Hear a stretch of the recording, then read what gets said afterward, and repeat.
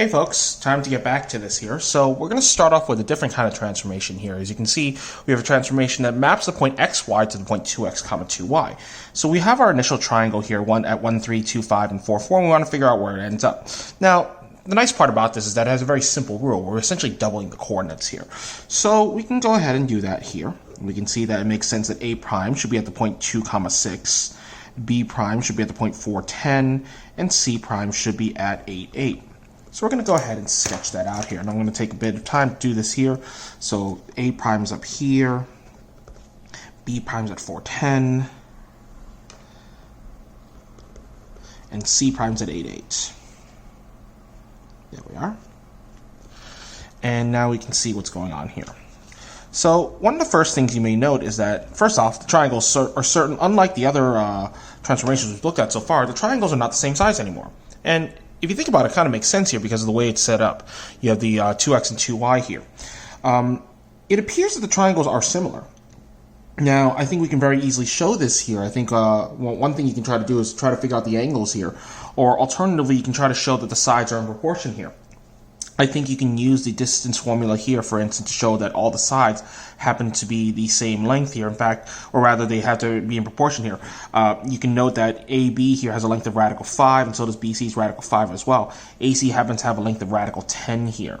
And then we can do the same thing over here. We see that B to A prime, B prime here is a hypotenuse of a triangle with legs 2 and 4, so that's radical 10. And this is radical, sorry, not radical 10, I apologize. This should be 2 radical 5, my fault. And then B prime, C prime is 2 radical 5 as well, right? Because it's radical 20. And then we have a 6 and a 2 for the legs here, so that's radical 40, which is 2 radical 10 here. So it's pretty clear here, based on this situation, that we have ABC, this triangle, being similar to triangle A prime, B prime, C prime. That makes sense here, yeah? So that's interesting. Why is that the case? Well, note that before, we've always seemed to found a lot of properties when we connected the points to their images. So I'm going to go ahead and do that here. So for instance, A prime's up here. Here's A. I can connect the image like this. B prime to B, I can connect the image like this here. And C prime to C, I'll connect the images like this. Now, you'll note here that when you do this, it kind of looks a little strange. But another thing to note here is that they all seem to be heading in the same direction. If I were to connect them like so, and again, I'm doing this by sketch. I don't have I have that here. It seems like they all enter the same point, and this point being the origin here. So what we have here is this idea that, wait a minute, there's something weird going on here. Notice that in this situation here, we seem to have a 2x and 2y. So the scale factor, in this case, is 2 here. Now note that a bunch of things are doubled. Not only are the individual corresponding sides are doubled here, we also seem to note that there's some distances that are doubled as well, right? From 4, 4 to 8, 8, that, if you think about it, that makes a lot of sense here because we can create a triangle with legs of 4 and 4 here and create another triangle with legs 4 and 4 here. So we know that C to C prime here is going to be double C, sorry, not C to C prime, O to C prime here, where O is the origin, is going to be double OC. And you can do the same thing for the other things here. O to A prime here should be double OA here. You can verify this as well. OA here, as you can see, is a hypotenuse of a triangle with legs 3 and 1. Then we have 4 and 6, 2 and 6 here.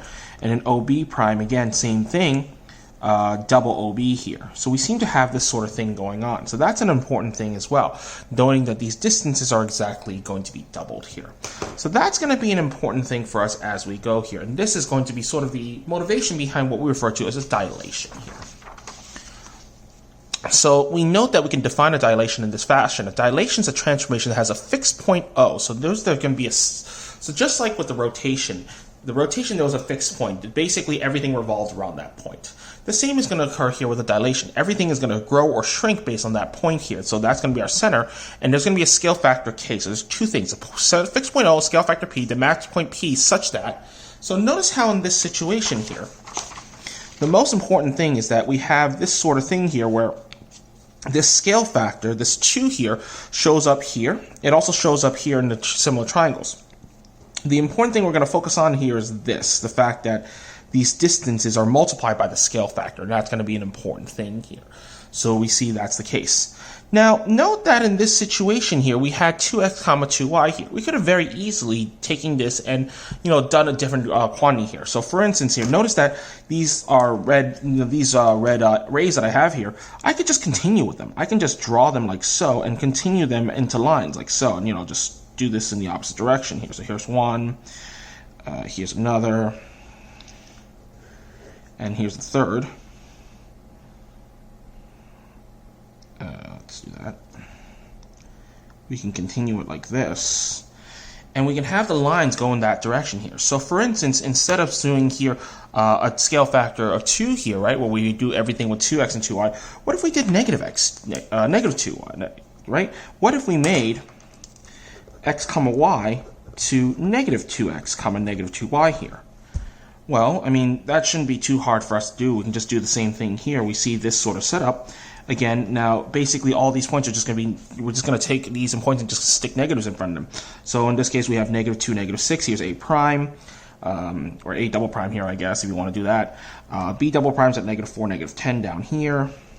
And C double prime is going to be at 8, negative 8 here. So that's C double prime here. And we have a triangle that looks like this here. So notice that in this situation, what we have here is basically the same sort of triangle, right? You can see now in this picture, we have the same sort of triangle here. This triangle here matches with this one on top. You'll notice again, we see they have the same thing here, except it's just reflected to the origin here. So that actually gives us 2 cases to worry about. What happens if the scale factor is negative here? So we're actually going to come up with 2 things. So the first part is going to be, if the scale factor is positive or not negative, if k is greater than 0 here, we want to make sure, then we know that P prime lies on the ray OP. So notice we're going to have OP here, and OP prime is going to be K times OP. Okay? Basically, we're making this distance here we're taking the original distance from the center to the point, and then multiplying it by the scale factor, and that yields us the distance from the center to the image. However, if we have a negative value, then we have to worry about it if k is less than 0. What happens if k is less than 0? Then we can say that P prime, notice that in this case, we go back to our picture here. Now we're not in the same direction. It's going to shoot off in the opposite direction here. It's going to go backwards. So what's going to happen here is that P prime lies on the ray opposite. That's the most important thing. Opposite OP, right? And again, notice that even though the only thing that's changed is the fact that it's in the opposite direction, everything is still the same. We can still say that OP prime should be equal to K times OP. Well, wait a minute, hold on. That actually doesn't make much sense, because if K is less than 0 here, then this is a negative number, and then we have a negative quantity here, and we don't want that. We want the distances to be positive. So we can force this to be positive here by simply sticking a K in front, by making the absolute value here. So by making the absolute value of k here, we force it to be positive, and we end up with this here. So this is our formal definition of the dilation. It's a little weird. It's a little wordy, but it's just basically covering both cases here. Now, note that in this situation, we had k is equal to 2. Our scale factor and our triangle got bigger. It kind of makes sense. So note that in this situation, it would make sense. What other scale factors would make the triangle bigger? Well, clearly any number bigger than 2 will work. You can do 3, 4, and so on. But we can even continue with that. We can say any number that's bigger than 1 will work, right? It does seem that way. And so you realize, wait a minute, we also have to worry about this down here, right? Because this triangle is also bigger than the original. It just happens to be in the opposite direction. So we want it to be bigger than 1, but also want it to be smaller than a negative 1 as well. So we can actually mention here the fact that it's going to be both. So one thing we can say here is that we can actually write it very cleanly by saying if the absolute value of k is greater than 1, then it's going to be an expansion. We're going to have a larger image. Okay? Now, conversely, if we want the image to be smaller, we want it to be somewhere between -1 and 1, right? It makes sense that if we make k less than 1, the image is going to shrink. So we can say that if the absolute value of k is less than 1, it's going to be a contraction here. So it's going to be a smaller image. Now, of course, this also includes the fact that k equals 0, but then again, that's sort of like basically turning into a black hole. Everything gets crushed to the center point here. But of course, we also have some other things to deal with. What happens when you deal with values like k equals 1, right? Well, k equals 1, everything gets multiplied by 1, everything maps to itself, so nothing happens. This is the zero transformation. Nothing actually happens here. But there's also something else to worry about if you have k equals negative 1. Well, k equals negative 1, the point xy, we multiply both coordinates by negative 1, and we end up with negative x, negative y, which is exactly the same thing as a point reflection here. So we end up with a point reflection. Okay? So note that one thing about the dilation here. So I'm going to talk about this here again. I apologize about this. The dilation about this here, we can write it just like we would any other transformation here. So our dilation, we will use the capital letter D to represent it here. And we're going to have the most important parts, the scale factor and the fixed point here. So we're going to have O comma K of our point X comma Y. So again, note what we have here. Here, this is going to be our center. If it's not written, assume it's the origin here. You want to keep that in mind. Assume it's the origin if it's not the center here. And we're going to have our scale factor here. Now, dilations are very easy because all you do here in order to figure out where this ends up is just a multiplication. So this will yield you the point kx comma ky.